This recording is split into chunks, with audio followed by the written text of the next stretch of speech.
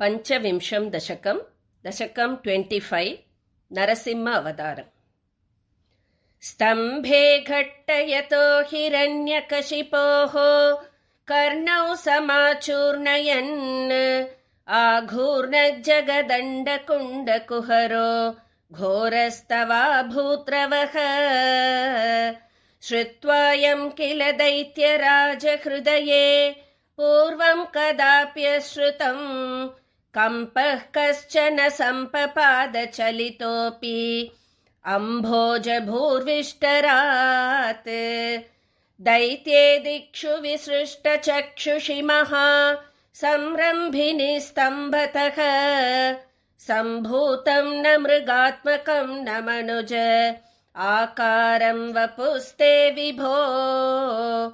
किं भीषणमेतदद्भुतमिति व्युद्भ्रान्तचित्ते सुरे विस्फूर्जद्धवलोग्ररोम विकसत् वर्ष्मा समाजृम्भताः।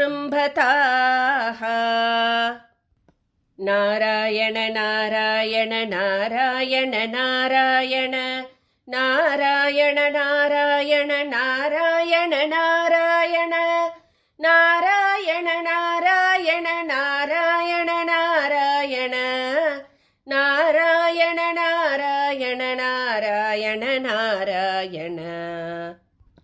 तप्तस्वर्णसवर्णघूर्णदतिरूक्षाक्षं सटाकेसर प्रोत्कम्पप्रणिकुम्भिताम्बरमहो जीयातवेदं वपुः। व्यातव्याप्तमहादरी सखमुखं खड्गोग्रवल्गन्महा जिह्वा निर्गमदृश्यमानसुमहा दंष्ट्रायुघोड्डामरम्। उत्सर्पद्वलिभङ्गभीषणहनुं ह्रस्वस्तवीयस्तर ग्रीवं पीवरदोषतोद्गतनख क्रूरांशुदूरोल्बणम्। व्योमोल्लङ्घि गणागणोपमघन प्रध्वाननिर्धावित स्पर्धालुप्रकरं नमामि भवतः तन्नारसिंहं वपुः। नूनं विष्णुरयं निहन्म्यमुमिति भ्राम्यद्गदाभीषणम् दैत्येन्द्रं समुपाद्रवन्तमधृताः दोर्भ्यां पृथिव्याममुम्। वीरो निर्गलितोऽथ खड्गपलकौ गृह्णन् विचित्रश्रमान् व्यावृण्वन् पुनरापपादभुवन ग्रासोद्यतं त्वामहो।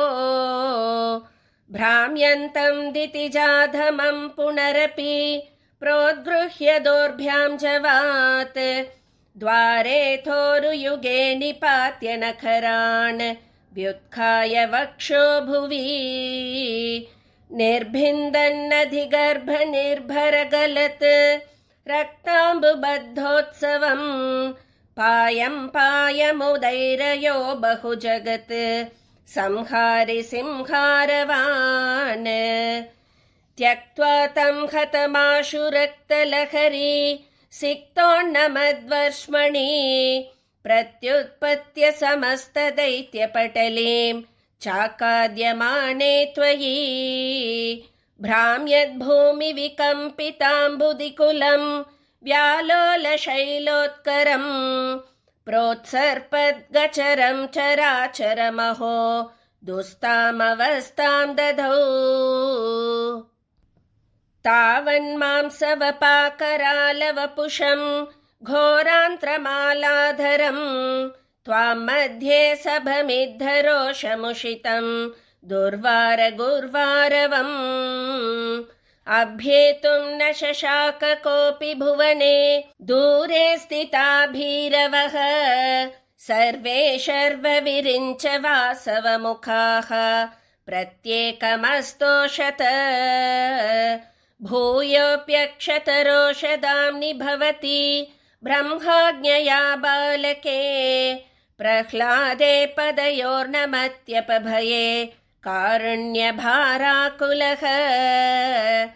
शान्तस्त्वं करमस्य मूर्ध्नि समधाः स्तोत्रैरथोद्गायतः तस्या कामधियोऽपि ते निधवरम् लोकाय चानुग्रहम् एवं नाटितरौद्रचेष्टितविभो श्रीतापनीयाभिद श्रुत्यन्तस्फुटगीत सर्वमहिमन् अत्यन्तशुद्धाकृते तत्ताद्रङ्निखिलोत्तरं पुनरहो कस्त्वां परो लङ्घयेत् प्रह्लादप्रिय हे मरुत्पुरपते सर्वामयात् पाहि माम् प्रह्लादप्रिय हे मरुत्पुरपते सर्वामयात् पाहि माम् प्रह्लादप्रिय हे मरुत्पुरपते